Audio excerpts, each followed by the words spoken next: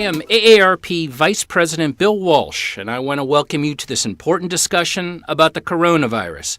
Before we begin, if you'd like to hear this telephone town hall in Spanish, press *0 on your telephone keypad now. Si usted desea escuchar en español, presione *0 en su teléfono ahora. AARP, a non-profit, non-partisan membership organization, has been working to promote the health and well-being of older Americans for more than 60 years.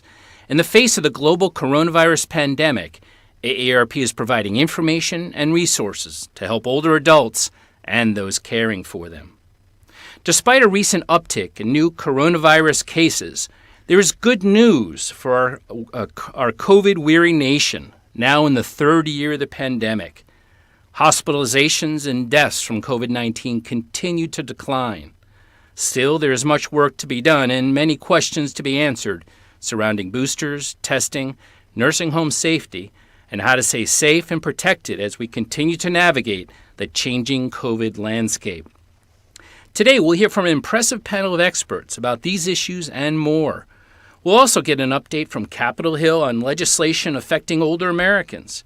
If you've participated in one of our teletown halls in the past, you know this is similar to a radio talk show, and you have the opportunity to ask your questions live.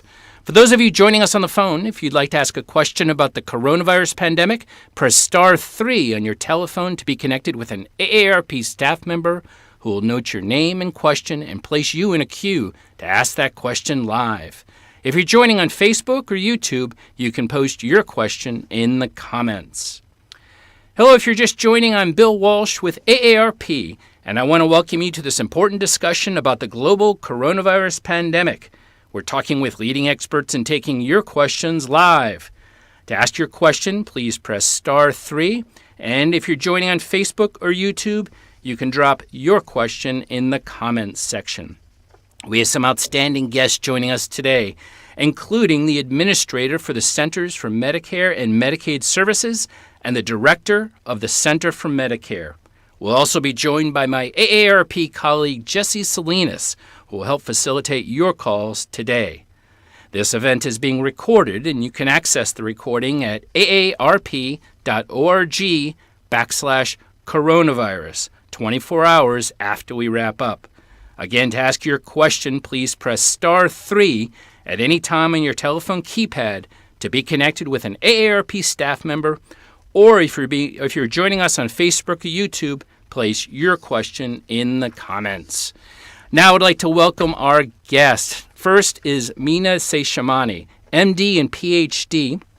Dr. Seshamani is the Deputy Administrator and Director of the Center for Medicare. Welcome to the program, Doctor. Thank you so much for having me, Bill. All right. Thanks so much for being here. And later we'll be joined by Chiquita Brooks-LaSure, the Administrator for the Centers for Medicare and Medicaid Services, which is commonly known as CMS. And just a reminder to ask your question, press star 3 on your telephone keypad or drop it in the comments section on Facebook or YouTube. Let's go ahead and get started. Dr. Seshamani, last week CMS announced Medicare coverage for over-the-counter COVID tests at no cost. How do beneficiaries access these free tests?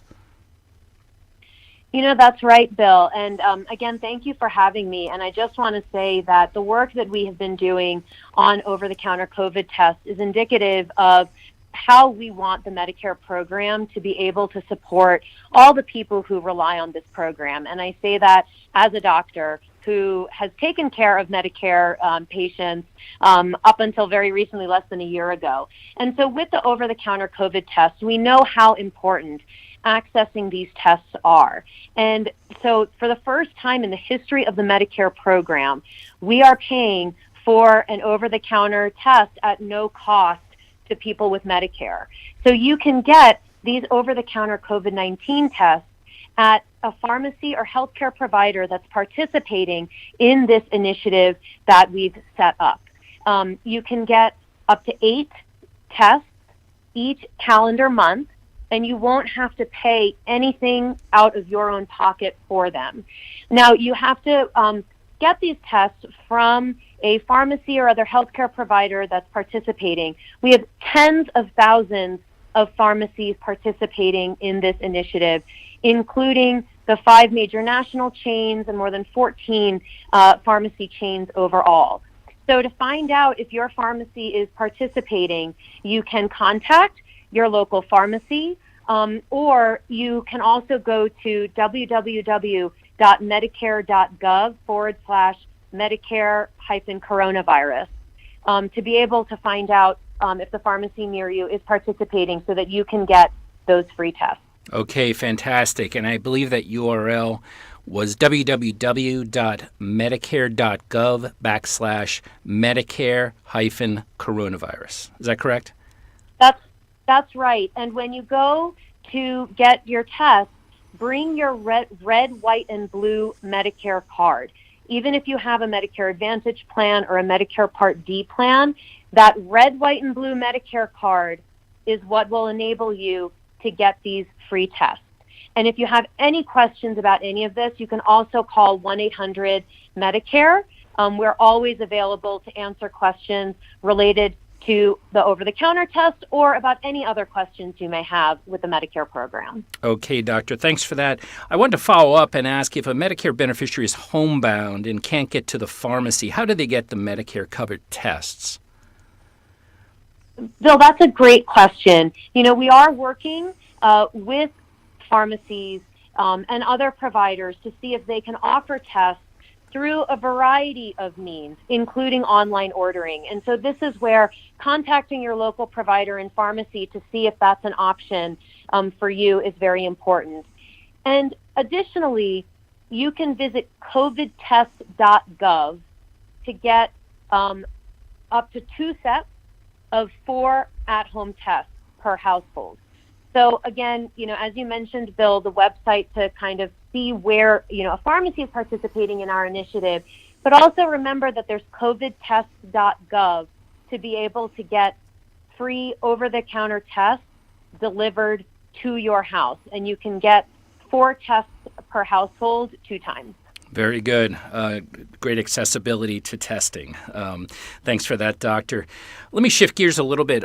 Adjustments by Congress and CMS during the pandemic led to regulatory flexibility and new or expanded care options.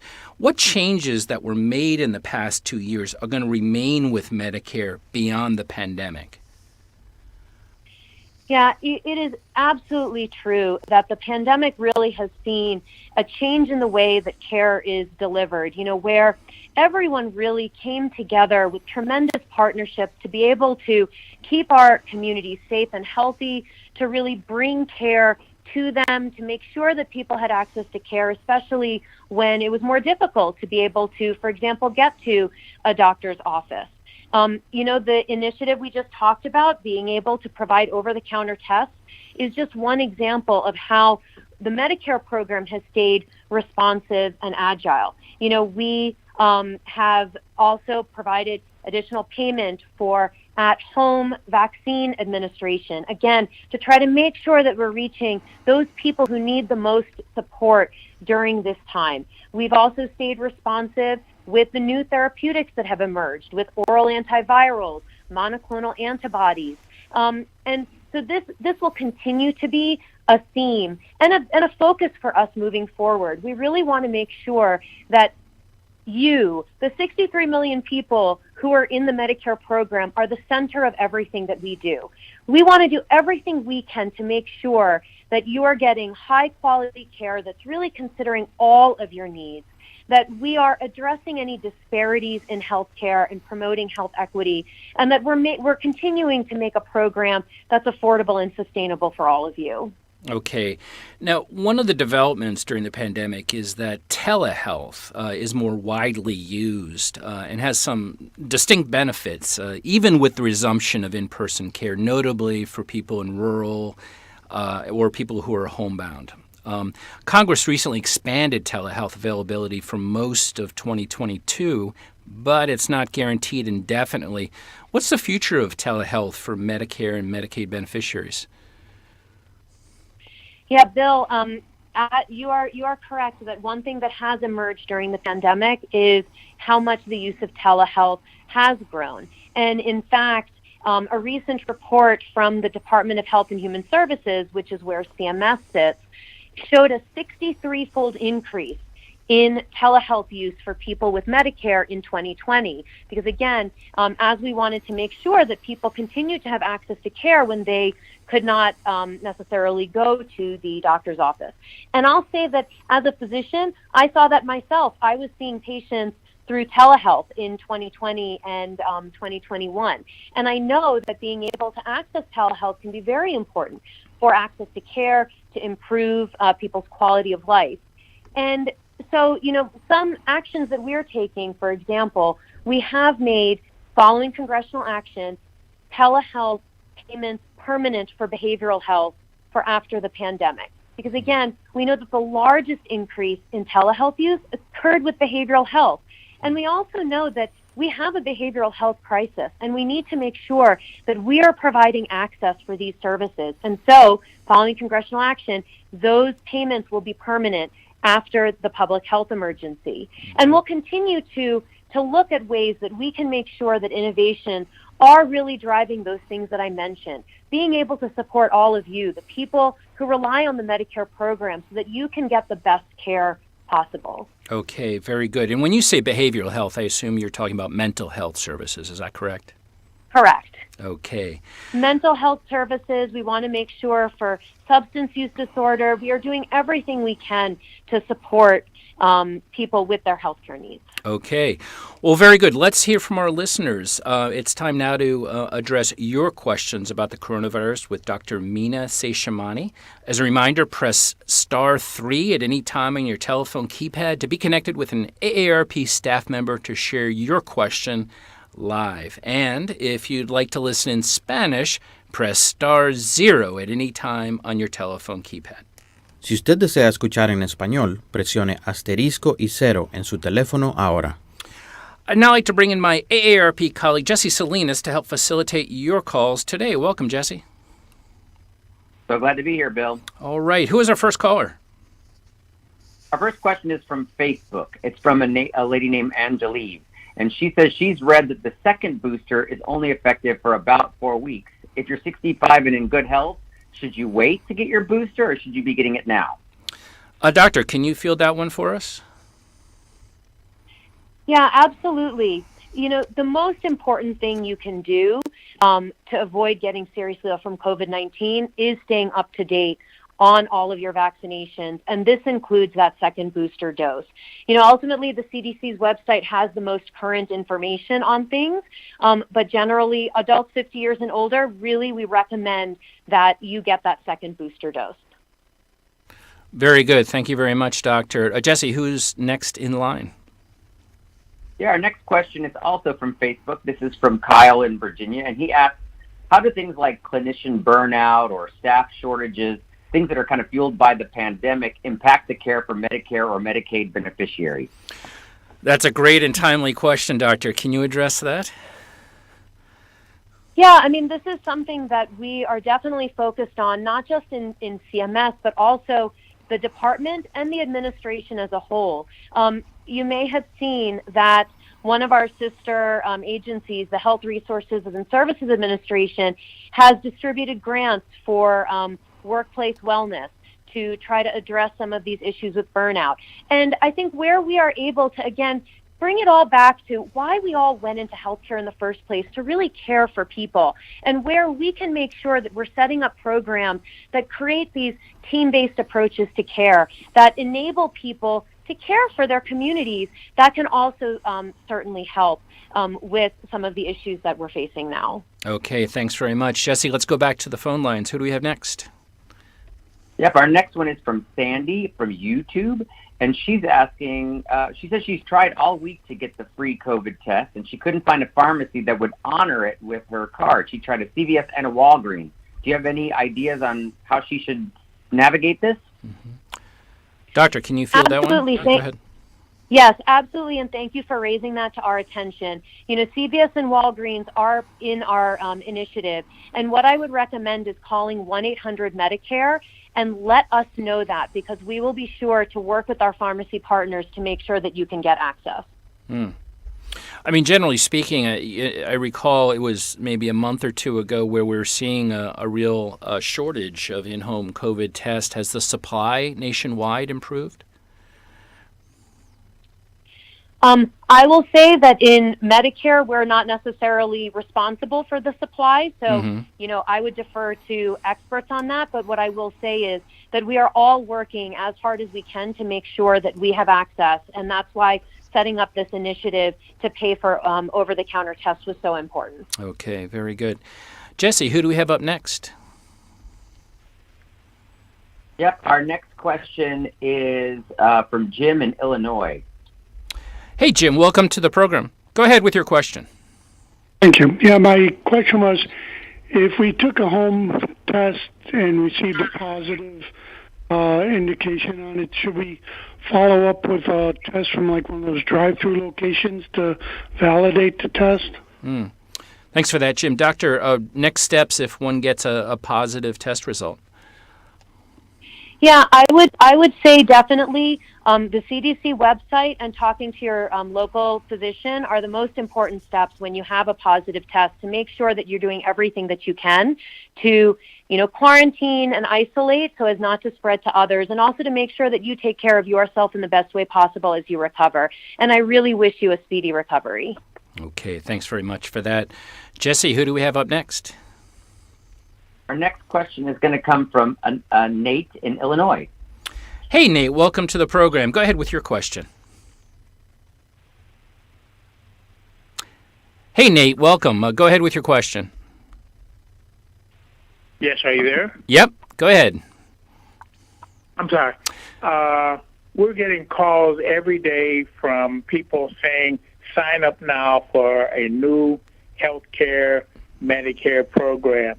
Does this program that we're talking about today have anything to do with signing up or re-signing up for health care? Can you address that, Doctor? Yes, and thank you for raising this question, because it presents a good opportunity for me to let all of you know. Medicare will never call you. If someone is calling you and asking for your Medicare number, you should hang up. We are working very hard for you to prevent kind of deceptive marketing tactics and to make sure that you get accurate and accessible information about your Medicare coverage. But we want to make sure that you are not giving your Medicare number to anybody who calls you, because there are people, unfortunately, who are doing scams, and we want to try to protect you as much as possible from that. Okay, very good. Let us, I want to thank our listeners for all those questions, and we're going to get back to your questions shortly. And as a reminder, if you'd like to ask a question, press star 3 on your telephone keypad at any time. Dr. Seshamani, about 48 million individuals provide unpaid care to an adult family member or a friend. We refer to these folks as family caregivers. What's the importance of family caregivers, and how does CMS support those who help older adults remain in their homes? Bill, thank you for that question. You know, family caregivers have always been such an important part of our community and how we're supporting people with Medicare. And I think that really came to the forefront with the pandemic.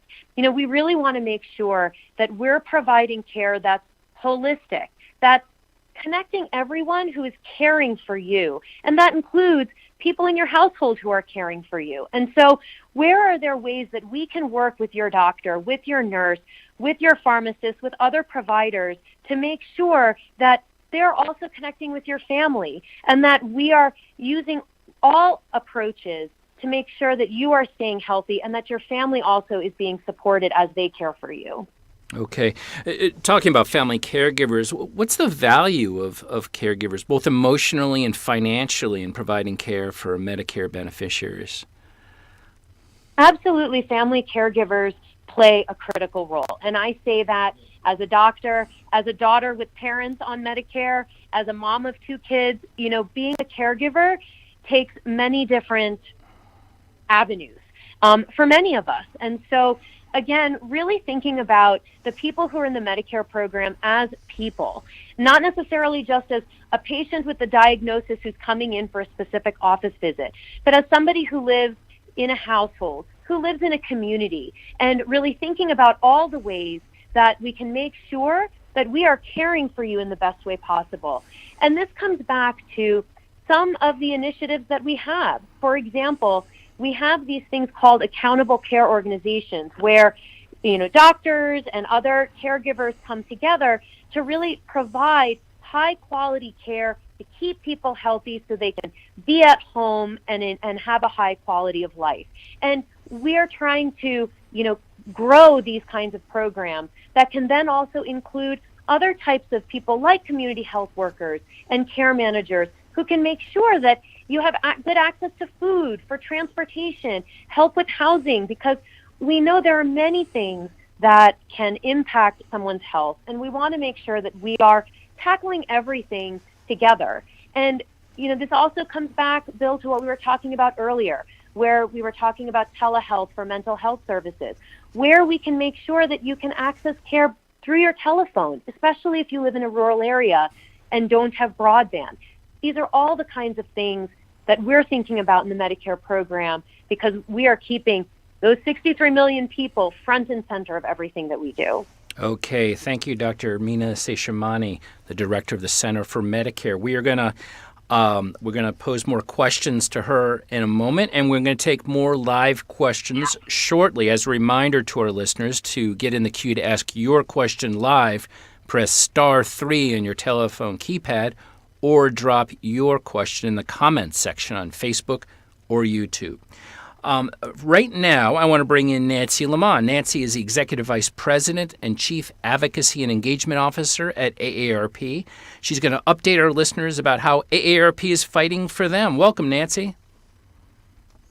Hi, Bill. Glad to be here. All right. We're glad to have you. What's the latest news on the advocacy front? Well, lowering prescription drug prices continues to be our top priority. Recent polling shows this is the number one health issue Americans want Congress to tackle this year, and it's our number one issue, too. AARP has called for lower drug prices for years, and we're pushing for lawmakers to allow Medicare to negotiate drug prices, put a cap on out-of-pocket costs that older adults pay for their prescription drugs, and impose penalties on drug companies that raise prices faster than the rate of inflation.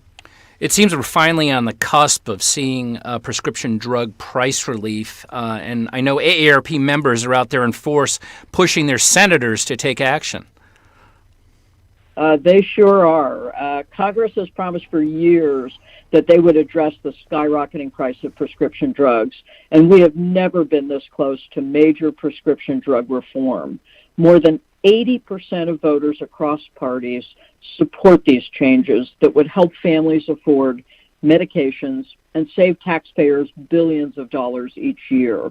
The House has already passed a bill with AARP's top priorities, and this week AARP members are calling their senators to urge action, and we're delivering petitions signed by more than 4 million Americans. Seniors are sick and tired of paying the highest prices in the entire world for their medicines, and they're demanding change. All right. Now, as we discuss Medicare today, we're thrilled to hear about the increased access to free COVID tests. Yes, we are so pleased to have the CMS leaders as our special guests today. We applaud their work to ensure Medicare beneficiaries can easily receive free at-home COVID tests from their pharmacies. Testing is a crucial part of managing the spread of the virus, and it helps seniors feel safer to go out and engage with their families and communities. AARP will continue to work with the Centers for Medicare and Medicaid Services to make sure older Americans have access to care, treatment, and support throughout this pandemic. You know, we're also relieved to hear about the progress being made in protecting nursing home residents around the country.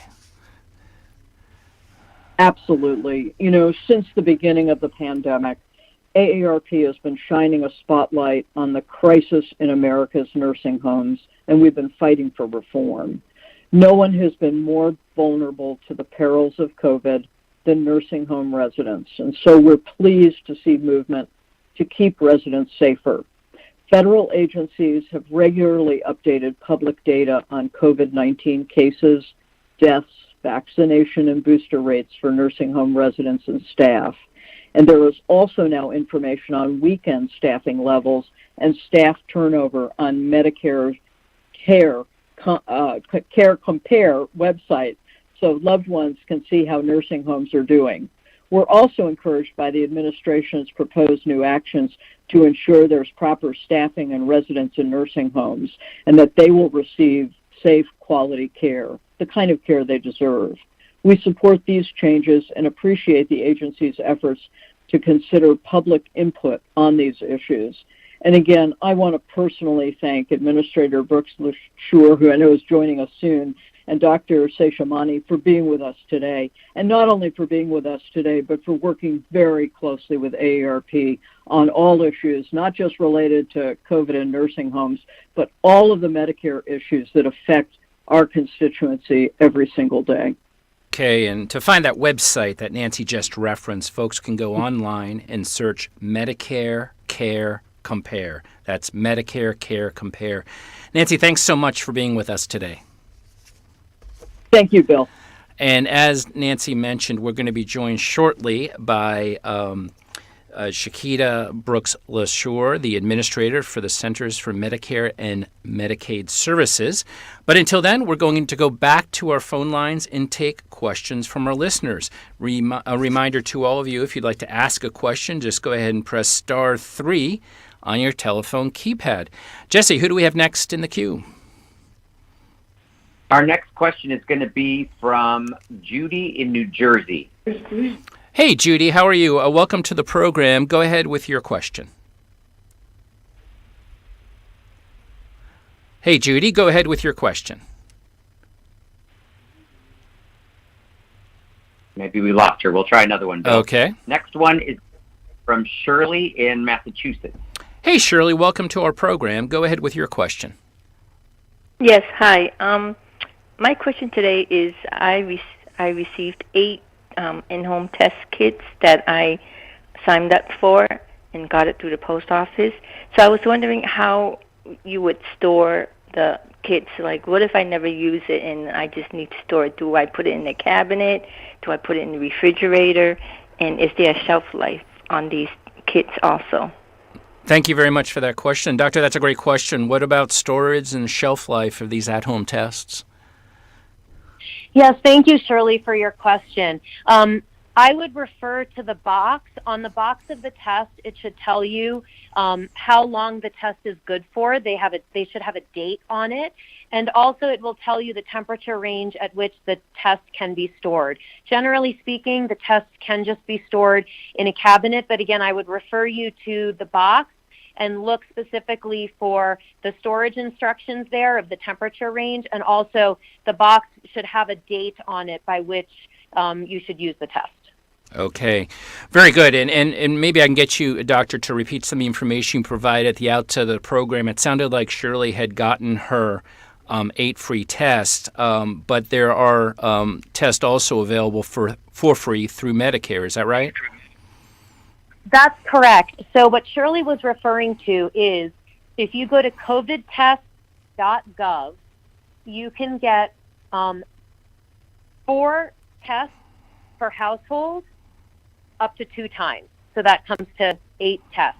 So that's covidtest.gov, and the post office will send you tests in the mail to your house.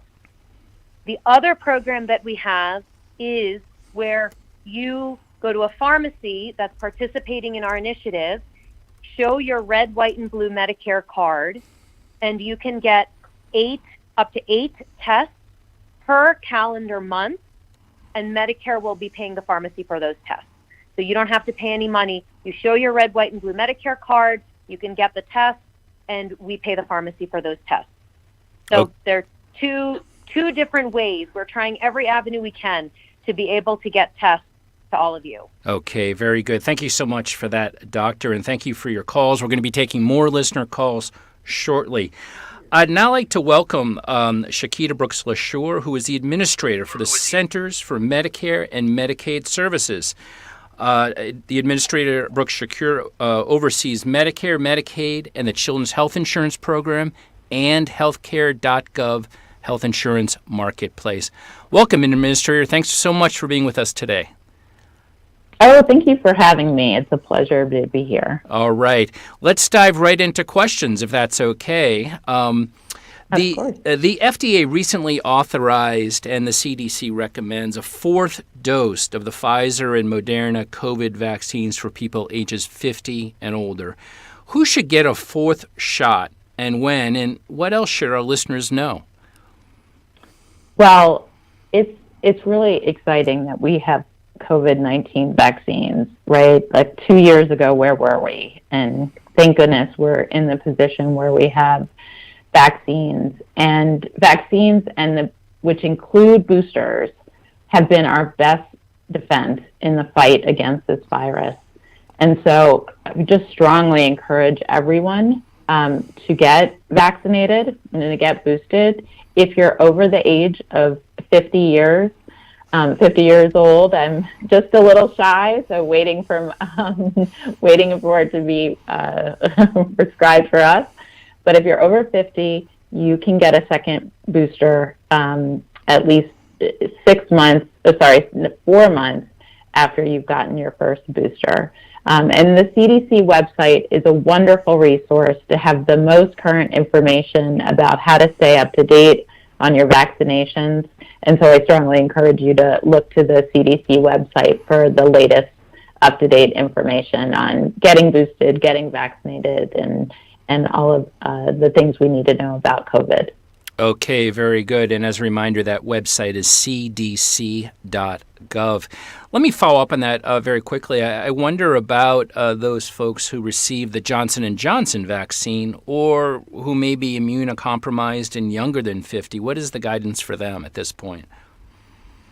So it depends a little bit on your health, and people who are moderately or severely immunocompromised have specific COVID-19 vaccination recommendations. And so if you fall into that category, you certainly want to pay really close attention to what CDC is recommending. If you've gotten the Johnson & Johnson vaccine, you can get a second dose of either Pfizer or Moderna and a booster at least 2 months after that second dose. So first go get a dose of Pfizer or Moderna if you want, and then after that you can get a booster. But again, the best source of information is to make sure to go to the CDC if you have any questions. Okay, very good. Let me shift gears and talk about what Medicare and Medicaid cover in this regard. I wonder if there are circumstances where someone with Medicare or Medicaid should pay an out-of-pocket cost for a COVID vaccine, such as a copay, a deductible, or a fee to an administrator. No, the vaccine, if you have Medicaid, Medicare is free for you. Okay, very good to know. And is a Medicare number required to receive a vaccine or booster, or is this another scam? You might be, as a Medicare beneficiary, you might be asked to show your card or to give your number, but that's only because your provider, the pharmacist, the physician can bill Medicare, but you yourself are not going to have to pay anything out of pocket. And just a reminder, Medicare will never call you, and you should never give out your Medicare number over the phone. Okay, great advice. Thank you for that. Now, turning our attention to funding, Congress is currently working on additional funding for COVID-19 testing, treatment, and vaccines. Why is a COVID funding deal so important? What's at risk if it's delayed or reduced? The administration has made clear to Congress that additional funds are going to be needed for tests, for treatment, and vaccines to sustain our COVID-19 response. We are hopefully on the tail end of this, but we are not through the COVID-19 challenge. And so we think as the administration, it's so important to get this additional funding. Without it, fewer treatments, so the monoclonal antibodies, which are treating COVID-19, we might not be able to send as much to the states, and it will hamper the government's ability to purchase these additional treatments. Secondly, fewer tests are going to be available to Americans, and as you know, like being able to test is crucial to making sure that we can contain and control COVID-19 infections. It would mean less surveillance for future variants. So we don't know how the virus will continue to mutate, and we want to be prepared if there are variants in the future. And finally, we're at risk of running short on vaccines if we don't receive additional funding to help support these efforts. Okay, so it sounds like that funding deal is really critical to consumers all around the country. All right. Well, thanks so much for that. Now, let me shift gears again. The public health emergency declared in January of 2020 prior to COVID spread across the U.S. was set to expire this week, but will receive a 90-day extension. What's been the role of the public health emergency declaration for more than 2 years, and what does the extension mean for people? So a number of flexibilities and requirements are tied to the public health emergency.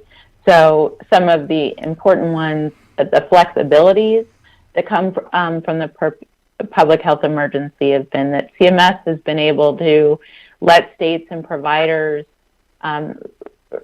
suspend some of their requirements to make sure they could deal with the increased demand for coverage and care during the pandemic. As we all know,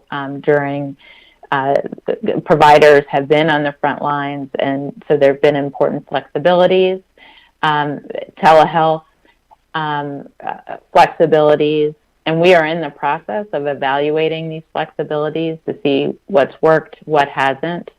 The other very important piece that is related to the public health emergency is coverage in our program, and we are at record numbers of enrollment in Medicaid and CHIP and our other programs, the 3 M's as I like to say, Marketplace and Medicare coverage.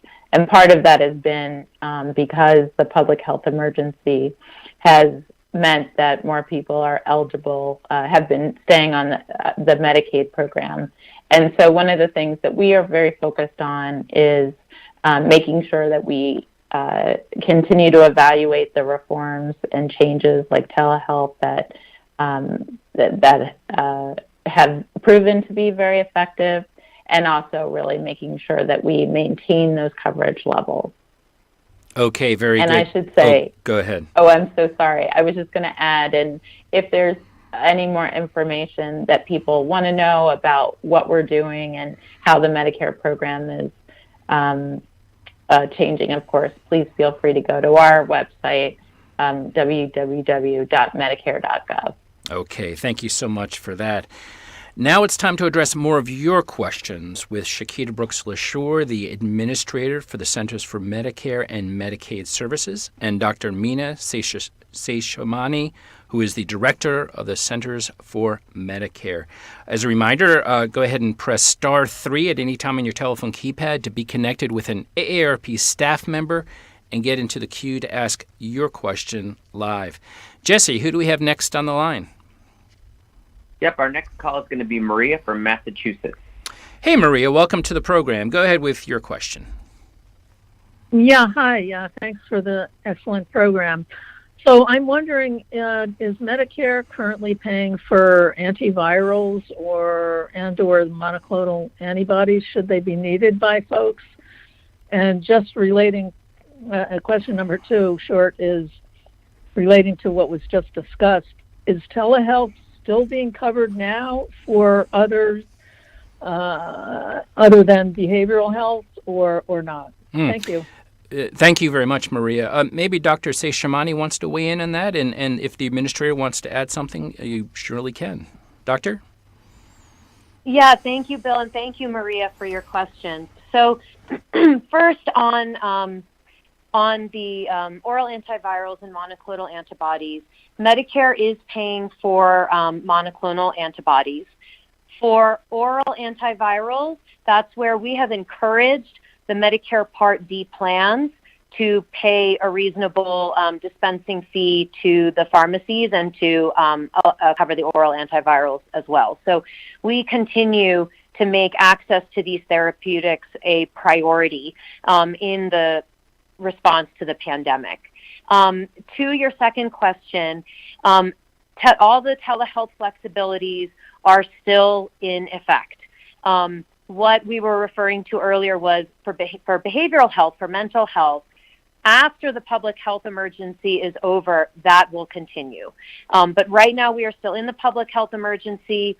Also, Congress extended all of the telehealth flexibilities, so all of those are indeed still in effect. Okay, very good. Thank you so much for that, Doctor. Jesse, who is next on the line? Our next caller is going to be Jean from New York. Hey, Jean, welcome to our program. Go ahead with your question. Okay, I have a relative who's in a nursing home, and currently the rule is you have to be tested 24 hours before you can visit the nursing home. They do not accept an at-home test. Is that rule still going to hold steady? Because it's more difficult to just always get a 24-hour test. Yeah. So is that going to change anytime soon? Great question, Jean. Let's ask the administrator about that. Administrator, can you answer that question?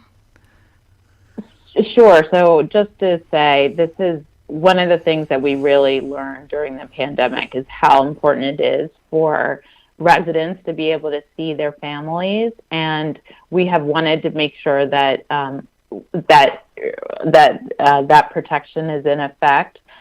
One of the things that the nursing home should be doing is making it easy for you to see family members, and so we do allow facilities to have some requirements around testing.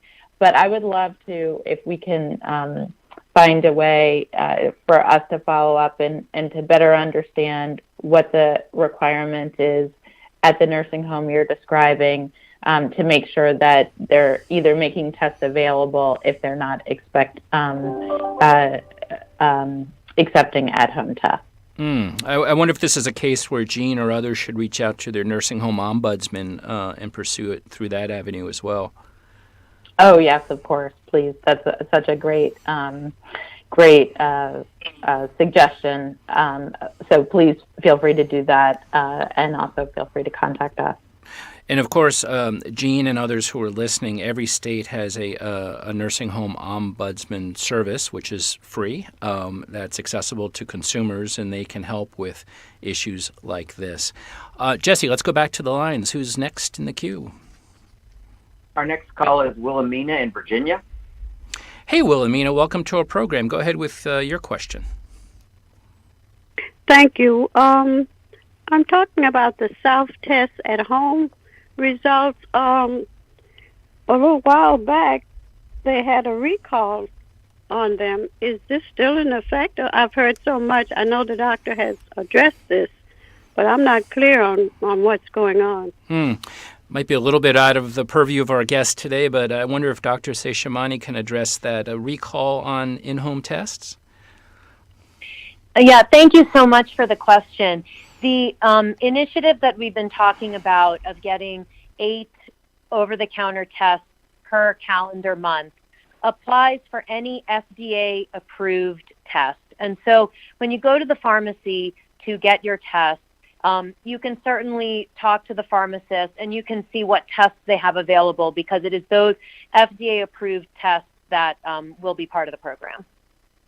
Okay, but we haven't heard anything about a recall of any of these at-home tests?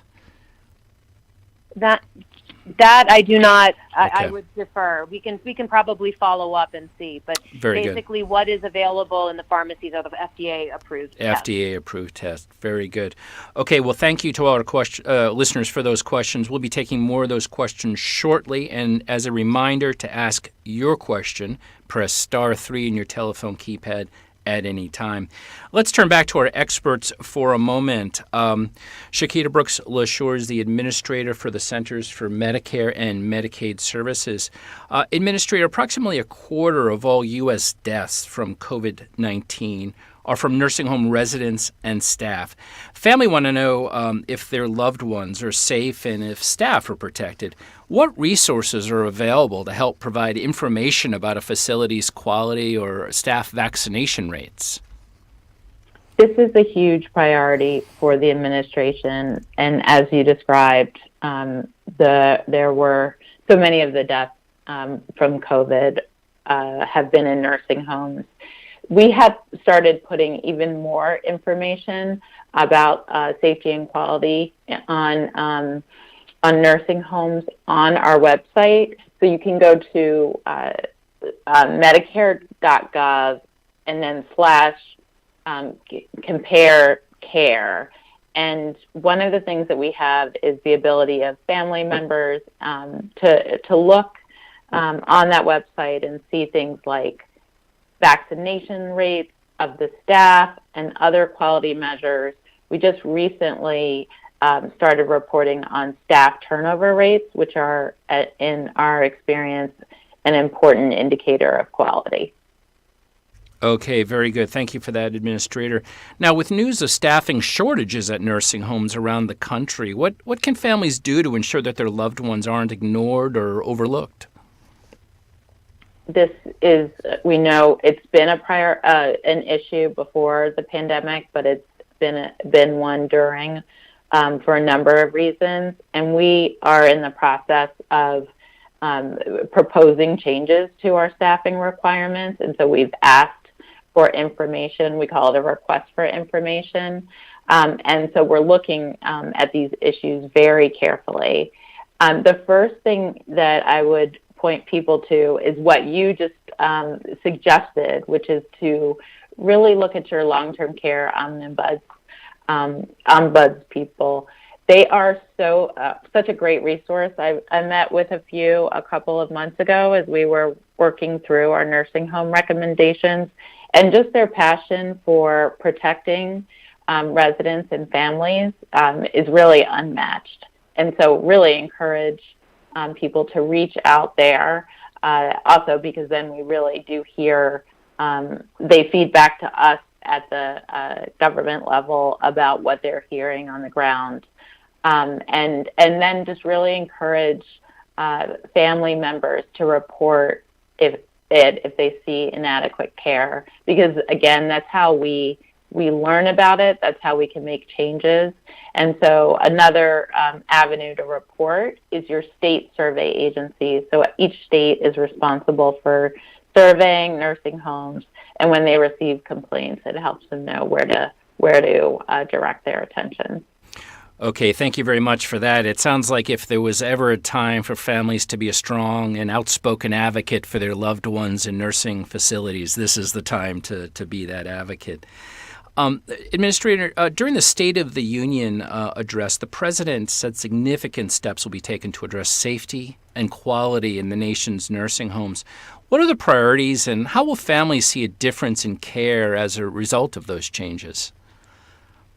So the President himself is so focused on long-term care generally and nursing home quality and safety in particular. And we, as part of the State of the Union, the President working with all of us, we put out a number of initiatives that we're going to be undertaking. One that we think is core is really looking at what should be the minimum staffing requirement for nursing homes, and we're in the process of developing that standard as we get feedback from all sorts of stakeholders. But we really want this approach to be holistic. And some of our goals are ensuring adequate staffing, also holding poor performers accountable, and then lifting up best practices, because there are places where we're seeing good care, and we want to make sure that all nursing homes are meeting safety, quality standards.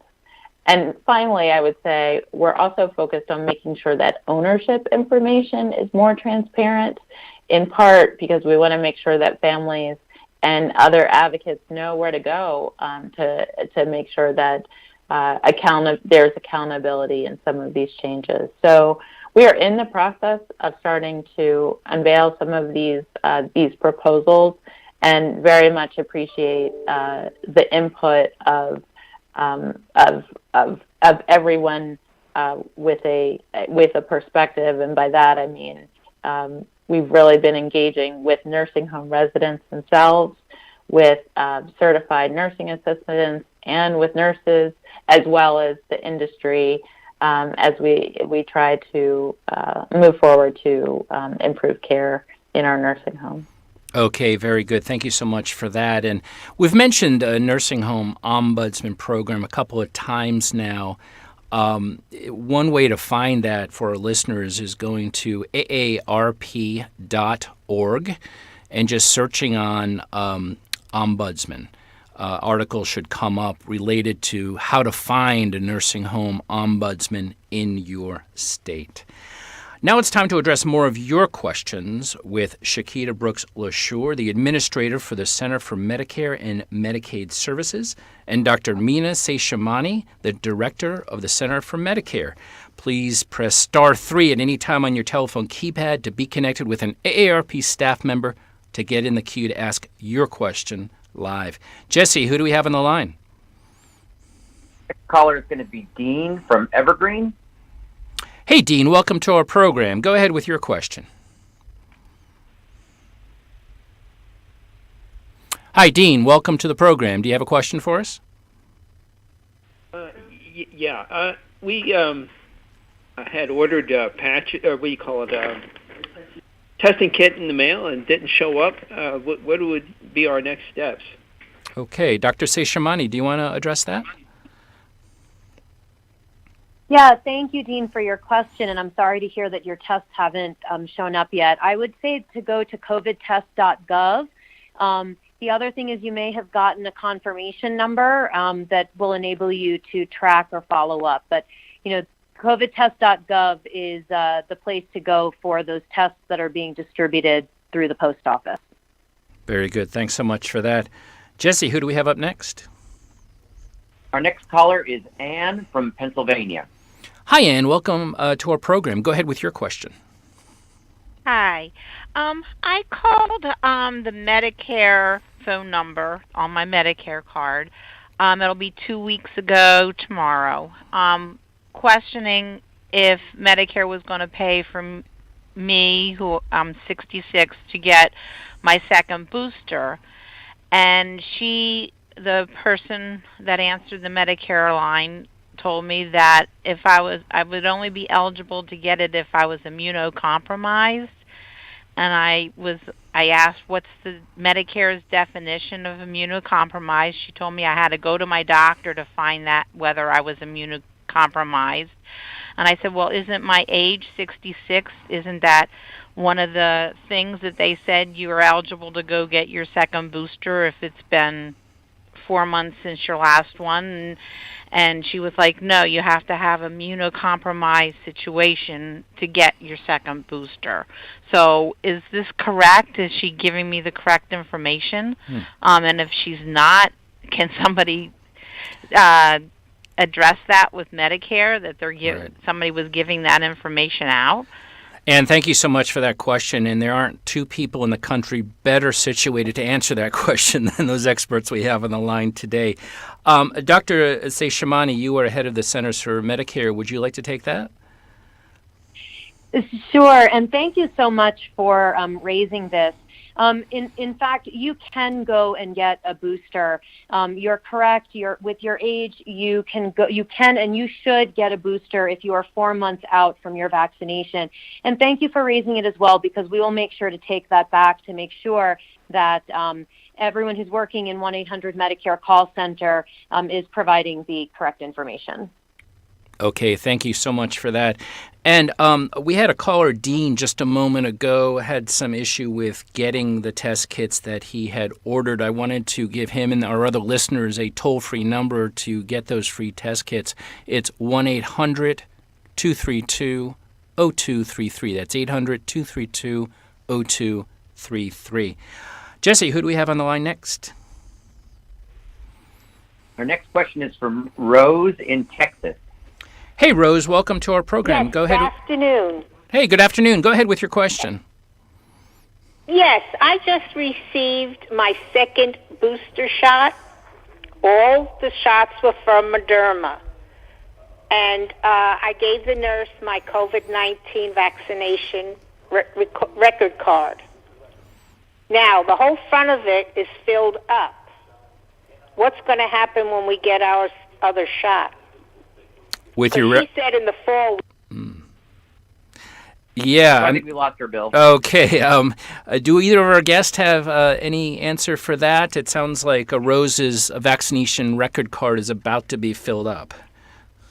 Yes, this is the administrator. This is an issue that we are flagging with our colleagues at HHS. CMS does not create the vaccination cards, but we are aware of it.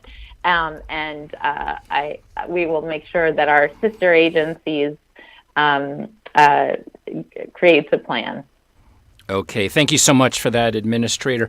And just one other resource for our listeners. There's been a lot of talk today about nursing homes and, checking on vaccination levels, etc.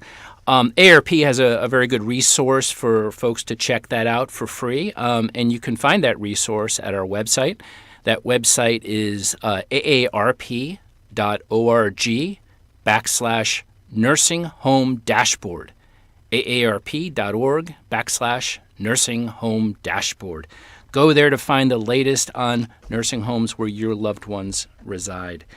I want to thank our experts and our listeners today. There's been a really informative discussion. Thanks to both of our experts for answering our questions today. And thank you, our AARP members and volunteers and listeners, for participating in this discussion. AARP, a nonprofit, nonpartisan membership organization, has been working to promote the health and well-being of older Americans for more than 60 years. In the face of this crisis, we're providing information and resources to help older adults and those caring for them protect themselves from the virus, prevent its spread to others while taking care of themselves. All of the resources referenced today, including a recording of today's Q&A event, can be found at aarp.org/coronavirus beginning tomorrow, April 15th. Go there if your question was not addressed, and you'll find the latest updates as well as information created specifically for older adults and family caregivers. And if you're looking for Medicare assistance during COVID-19, please visit shiphelp.org/COVID-19. That's shiphelp.org/COVID-19. We hope you learned something that can help keep you and your loved ones healthy. Please join us again on May 5th at 1 p.m. for another live coronavirus Q&A event. Thank you and have a good day. This concludes our call.